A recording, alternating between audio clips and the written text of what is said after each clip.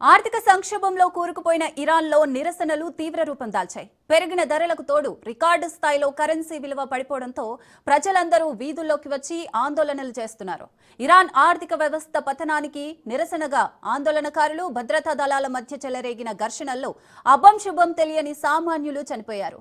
రాజధాని టెహ్రాన్లో ప్రారంభమైన ఆందోళనలు చాప కింద నీరులా ఇప్పుడు వివిధ ప్రాంతాలకు విస్తరించి హింసాత్మకంగా మారాయి. ముఖ్యంగా లూర్ తెగకు చెందిన ప్రజలు ఎక్కువగా ఉండే ఆజ్నా, లోటేగాన్, కుహ్దాస్త్ నగరాల్లో తారాస్థాయికి చేరుకున్నాయి. కొన్ని చోట్ల పరిస్థితులు చేయి దాటిపోవడంతో పోలీసులు కాల్పులు జరిపారు.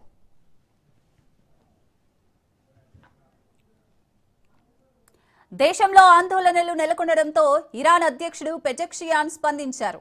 నిరసనకారులతో చర్చించి వారి సమస్యలను పరిష్కరించాలని సంబంధిత అంతర్గత వ్యవహారాల మంత్రిని ఆదేశించారు. ర్యాలీల్లో ఇరాన్ సుప్రీం నేత ఖమేనీకి వ్యతిరేకంగా ప్రజలు నినాదాలు చేస్తున్నారు. మరోవైపు ఇరాన్లో ఆందోళనకారులపై కాల్పులు జరిపి చంపితే తీవ్ర పరిణామాలుంటాయని ఇరాన్ను అమెరికా అధ్యక్షుడు డొనాల్డ్ ట్రంప్ హెచ్చరించారు. ఆందోళన చేస్తున్న వారిని కాపాడేందుకు అమెరికా రంగంలోకి దిగుతుందన్నారు.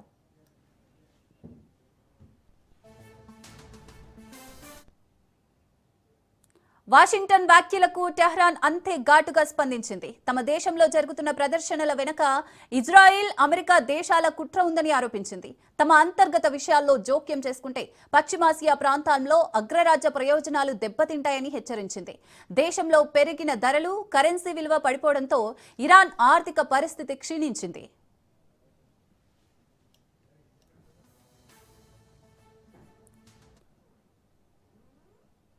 రైట్, ఇక ఇరాన్లో ఆర్థిక సంక్షోభం గురించి డిస్కస్ చేద్దాం. మనతో పాటు సీనియర్ విశ్లేషకులు అందే సత్యం గారు ఉన్నారు. సార్ నమస్తే. సార్ నమస్తే అండి. సార్, ఇరాన్లో ప్రజలు నిజంగా వీధుల్లోకి రావడానికి అసలు కారణం ఏంటంటారు? ఆర్థిక సంక్షోభమా, లేకపోతే మత ఛాందసవాదమా, అణచివేతన, ఏమంటారు? ఇరాన్ సంక్షోభాన్ని అర్థం చేసుకోవాలంటే దాని సోషియో ఎకనామిక్ బ్యాక్గ్రౌండ్ కొద్దిగా ఒక 1 or 2 minutes వ్యూవర్స్కి అవసరం. ఎందుకంటే అది 9.3 కోట్ల జనాభా ఉన్న దేశం. దరిదాపు ప్రపంచంలో జనాభా ప్రాతిపదికన 17వ స్థానంలో ఉంది అది. తర్వాత దాని ఇన్కమ్ దరిదాపు 60% ఇన్కమ్ ఆయిల్ ఎక్స్పోర్ట్ ద్వారానే వస్తుంది. అటువంటి పరిస్థితిలో ఇరాన్ ఉంది. తర్వాత ఇవాళ్లే కాదు, 12-13 నుంచి ఇప్పటి వరకు కూడా దరిదాపు గత 12-13 ఏళ్లుగా ఎకనామిక్ ప్రెజర్స్లోనే ఇరాన్ ఉంది. అటువంటి స్థితిలో ఇవాళ తర్వాత రెండోది, ఇరాన్లో 25 నుంచి 40 ఏళ్ల మధ్య, 25 ఏళ్ల నుంచి 40 ఏళ్ల మధ్య ఉన్నటువంటి యువకులు మెజారిటీ నిరుద్యోగంతో బాధపడుతున్నారు, ఉద్యోగాలు లేవు వాళ్ళకు. తర్వాత దరిదాపు ఇవాళ ఇన్ఫ్లేషన్ 42% నుంచి 48% పెరిగింది. తర్వాత 55% పెరిగింది. ఎప్పుడైనా మన దేశంలో ఇన్ఫ్లేషన్ అంచనా వేయాలంటే 8% దాటితే విపరీతంగా ధరలు పెరుగుతున్నాయని చెప్పేసి మనం గగ్గోలు పెడతాం, మన మీద ఆ ప్రభావం ఉంటుంది. ఇప్పుడు కోర్స్ మన దేశంలో ఇన్ఫ్లేషన్ 3% ఉందనుకోండి, కానీ గత 5-6 ఏళ్ళుగా 5.4% ఉంటే కూడా ఎక్కువ అనిపించింది. 8% దాటితే బాగా ఎక్కువ అనిపిస్తుంది. ఇప్పుడు 55% ఉంది ఇరాన్లో. దరిదాపు $1కు 12,50,000 రియల్స్కి పడిపోయింది. ఇరాన్లో ఉన్నటువంటి కరెన్సీ రియల్ అంటాం, 12,50,000 $1. ఆ స్థాయిలో పడిపోయింది ఇరాన్ కరెన్సీ వాల్యూ. ఈ పరిస్థితుల్లో నిరుద్యోగులైనటువంటి యువకులు, తర్వాత దరిదాపు 50% పేదరికంలో ఉన్నారు. ఇరాన్ 70% అర్బన్ పాపులేషన్ ఉన్నప్పటికీ 50% పేదరికంలో ఉన్నారు. ఇవన్నీ కూడా ప్రదర్శనలు చేయటానికి లేదా ప్రభుత్వ వ్యతిరేకంగా బయటకు రావడానికి ఉన్నటువంటి కండిషన్స్ ప్రజలను ఆ స్థితికి తీసుకొచ్చినాయి. కాబట్టి 1 కాదు 2 కాదు, ఇన్ని రకాలైనటువంటి డిసడ్వాంటేజెస్ ఉన్నాయి. ఇవి కాక తర్వాత గత 10-12 ఏళ్లుగా చుట్టూనటువంటి వాళ్ళకి ఇష్టమైనటువంటి వాళ్ళకు సపోర్ట్ చేస్తూ ఖర్చు పెట్టడం, తర్వాత ఇజ్రాయెల్ తోటి అమెరికా తోటి ఘర్షణలో ఖర్చు పెట్టడం, ఇవన్నీ కూడా ఇంకా అదనపు భారంగా ఉన్నాయి. ఒక ఎగ్జాంపుల్ అంటే లెబనాన్లో హిజ్బుల్లాలకు దరిదాపు $1 బిలియన్ ఖర్చు చేసింది. ఇట్లా ఇష్టమైనటువంటి వాళ్ళకు ఇది రెవల్యూషన్ గాడ్స్ ఇరాన్లో ఉన్నటువంటిది. కాబట్టి చుట్టూ దేశాల్లో కూడా ఇటువంటి రెవల్యూషన్ రావాలి. కాబట్టి ఇటువంటి రెవల్యూషన్ కావాల్సినటువంటి వాళ్ళందరికీ సహాయం చేయాలనేటువంటి యోచనలో ఇరాన్ గత 13-12 సంవత్సరాలుగా ఇరాన్ ఆ యోచనలో ఉంది. ఇట్లా ఆల్ కండిషన్స్ ఇవాళ ఇరాన్కి వచ్చినటువంటి పరిస్థితి. ఇప్పుడు ఇలా ప్రదర్శనలు చేసి బయటకు రావడానికి దరిదాపు తన బడ్జెట్లో ఆదాయం 60% ఆయిల్ ఎక్స్పోర్ట్ ద్వారా వస్తుంది. ఇవాళ అమెరికా పెట్టినటువంటి శాంక్షన్స్ తోటి దరిదాపు కొద్దిగా మాత్రం ఆయిల్ మీద ఆదాయం వచ్చే పరిస్థితి సృష్టించబడ్డది. చుట్టూ వరల్డ్ మార్కెట్లో అమ్ముకోవాల్సిన ఆయిల్ అంతా నిలిచిపోయింది. దాంతో ఇవాళ ఇరాను ఆదాయం లేక బాధపడతా ఉంది. ఆ మధ్య రష్యాకు కూడా అదే పరిస్థితి సృష్టించాలనే స్థితిలో అమెరికా ఉంది. కానీ భారతదేశం, చైనా ఆదుకున్నాయి. ఇవాళ ఇరాన్ కూడా అదే పరిస్థితిలో ఉంది. ఇరాన్ నుంచి చైనా ఇంపోర్ట్ చేసుకుంటుంది కాబట్టి ఇంకా ఆ మాత్రం ఉంది. కాబట్టి ఆల్ వరల్డ్ మార్కెట్కు ఉన్నటువంటి దారులన్నీ, ఆయిల్ ఎక్స్పోర్ట్ ఉన్నటువంటి దారులన్నీ ట్రంప్ మూసేశాడు. దాంతో ఇవాళ ఇరాన్కు వచ్చేటువంటి ఆదాయం బాగా కుంచుకుపోయింది. తర్వాత రెండవది ర్యాంపెడ్ కరప్షన్ ఉంది. ఇరాన్లో విపరీతమైనటువంటి అవినీతి ఉంది. ఈ అవినీతి తోటి సామాన్య ప్రజలు కుదేలైపోతున్నారు. ఇది రెండవ ముఖ్యమైనటువంటి కారణం. తర్వాత మూడవ ముఖ్యమైనటువంటి కారణం ఏంటంటే మిస్మేనేజ్మెంట్. ఆయిల్ని బ్లాక్ మార్కెట్లో ఇతర దేశాలకు అమ్ముకునేటువంటి స్థితిలో దిగజారిపోయింది ఇరాన్. ఇది మూడవది. నాలుగవది స్ట్రక్చరల్గా ప్రపంచం అంతా ముందుకు పోతున్న విధంగా ఒక స్ట్రక్చరల్ అడ్జస్ట్మెంటు ఇరాన్లో రాలేదు. పాత రోజులు ఎట్లా స్ట్రక్చరల్ సిస్టమ్ ఉందో అదే స్ట్రక్చరల్ సిస్టంలో కంటిన్యూ అవుతుంది. ఏ సిస్టమ్ అయినా పాత స్ట్రక్చర్లోనే పనిచేస్తే ఇవాళ వరల్డ్ కాంపిటీషన్లో తట్టుకునేటట్లేదు. కాబట్టి ఆ కాంపిటీషన్లో తగ్గట్టుగా ఇరాన్ మార్చుకోలేదు. ఇవన్నీ కారణాల వల్ల ఇవాళ పేదరికం ఆల్రెడీ ఉంది, రూపాయి విలువ పడిపోయింది, బాగా పడిపోయింది. తర్వాత నిరుద్యోగ సమస్య విపరీతంగా ఉంది. ఈ అన్ని కారణాలతోటి ఇవాళ ఇరాను ఆ దుస్థితికి నెట్టివేయబడింది.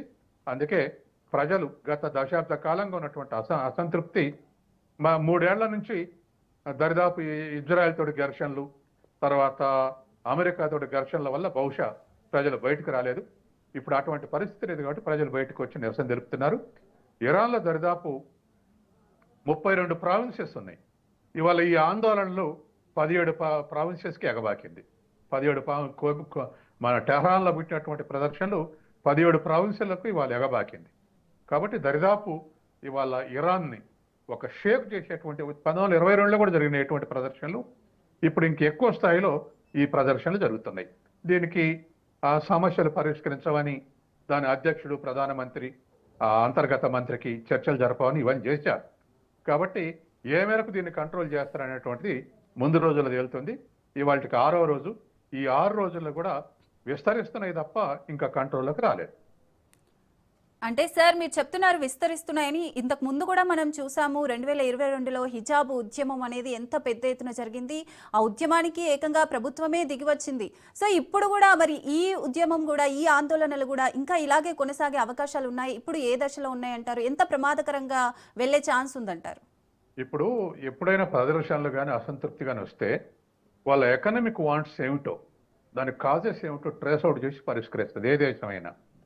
అలా పరిష్కరించేటువంటి శక్తి ఇరాన్కుంటే ఇవాళ వెల్ఫేర్ యాక్టివిటీస్ కానీ, లేదా నిరుద్యోగులకు భృతి కానీ, లేదా చిన్న వ్యాపారులకు సతమత అవుతున్నటువంటి ఆర్థిక సహాయం కానీ, ఇటువంటి ఏమేమి చేయగలుగుతా అవన్నీ చేస్తే కొంత డైల్యూషన్ అయ్యేటువంటి అవకాశం ఉంది.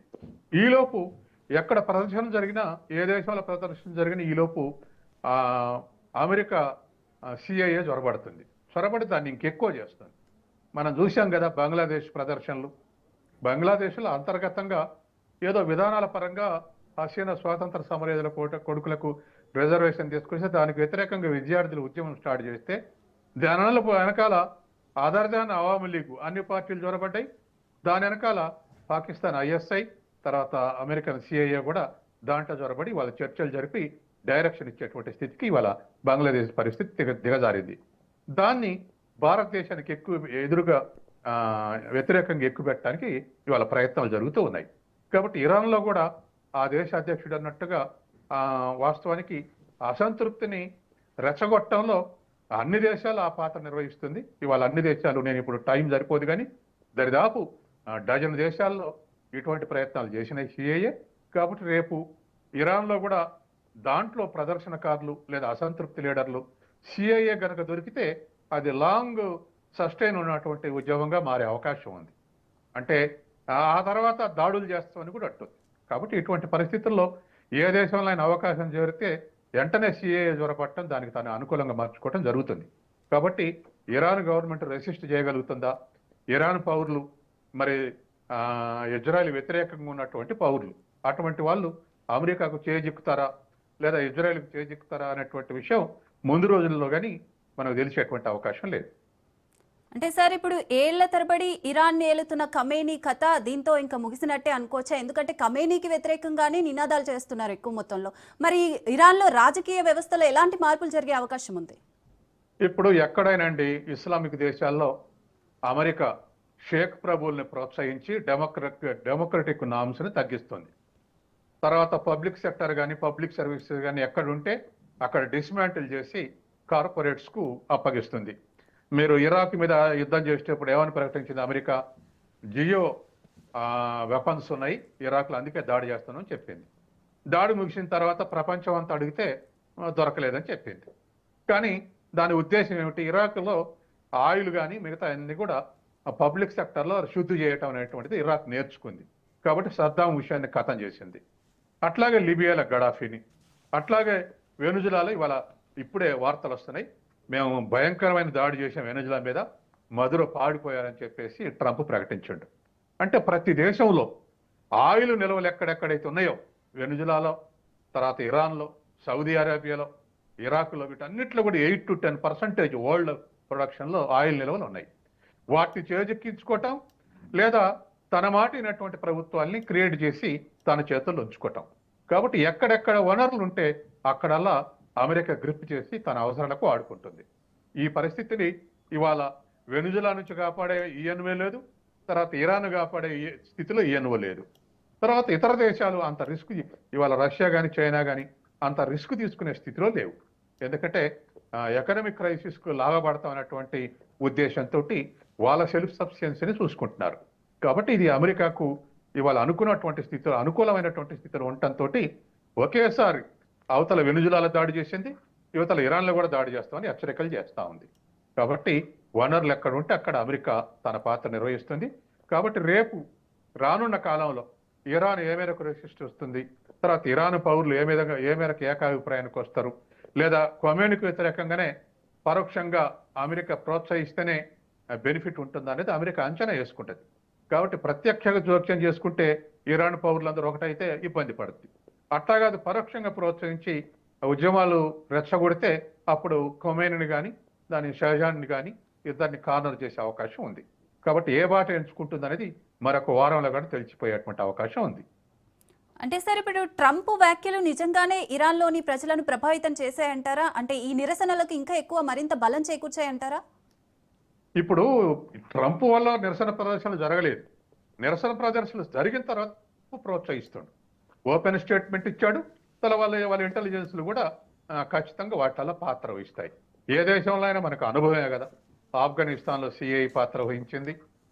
తర్వాత మిగతా చోట్ల, అన్ని చోట్ల కూడా ఎక్కడ ఉంటే అక్కడ అసంతృప్తిని రెచ్చగొట్టి 2 భాగాలుగా చేస్తుంది, జియోగ్రఫికల్గా లేదా ప్రజలను విభజిస్తుంది. అవన్నీ మనం నిత్యం చూస్తున్నటువంటివి. ఇరాన్లో ఏం కొత్త కాదు. కానీ ప్రదర్శనలకు మాత్రం కండిషన్స్, ఇరాన్లో ఉన్నటువంటి కండిషన్సే కారణం. ఇప్పుడు ఉద్యమాలు వచ్చిన తర్వాత, ఊరేగింపులు వచ్చిన తర్వాత అమెరికా రెచ్చగొడుతుంది. కానీ ముందే అసలు రావటానికి మాత్రం సోషియో ఎకనామిక్ కండిషన్సే కారణం. తర్వాత ఆనాడు ఖమేనీ ఇరాన్లో రెవల్యూషన్ తీసుకొస్తే దరిదాపు ఇస్లామికులు ఎంత ఏమంటాం రిజిడిటీ ఉంటుందో ఆ రిజిడిటీని బయటపట్టడానికే అనేక సంస్కరణలు తీసుకొచ్చినటువంటి ఖమేనీని ప్రపంచవ్యాప్తంగా ఒక రెవల్యూషన్గా గుర్తించారు. కానీ ఇవాళ ఖమేనీ పాలన కూడా ప్రజలకు అసంతృప్తి జరిగిందంటే ఎకనామిక్ కండిషన్స్ ఇంప్రూవ్ చేయకపోతే అటువంటి పరిస్థితి ఏర్పడుతుంది. అది ఏ దేశమైనా, ఏ టైప్ ఆఫ్ కంట్రీ అయినా అదే పరిస్థితి ఏర్పడుతుంది. కాబట్టి ఇవాళ మనం అనేకం చూసాం. సోవియట్ యూనియన్లో అసంతృప్తి వస్తే 15 రిపబ్లిక్ని 15 దేశాలుగా విడగొట్టింది అమెరికా. తను ప్రోత్సహించింది through IT sector, through channels. మేము అనేకమైనటువంటి సహాయాలు చేస్తాం అంటే విడిపోయిన తర్వాత సహాయాలు ఏమి లేవు. కాబట్టి ఇటువంటిది ప్రోత్సహించి ప్రపంచం మొత్తాన్ని విభజించి తన ఆధిక్యను నిలబెట్టుకునేటువంటి ప్రయత్నం చేస్తే దాని చీఫ్ ఆబ్జెక్టివ్ అదే. రేపు ఇవాళ వెనుజులా కానీ రేపు ఇరాన్ కూడా, ఎల్లుండి బంగ్లాదేశ్ అయినా అటువంటి మార్పులకి అనుకూలంగా తల ఉంచేటువంటి పరిస్థితి మనకు కనపడుతుంది. Right, thank you sir. అందే సత్యం గారు, థ్యాంక్ యూ సో మచ్. ఇది ఇవాల్టి స్పెషల్ డిబేట్. Keep watching.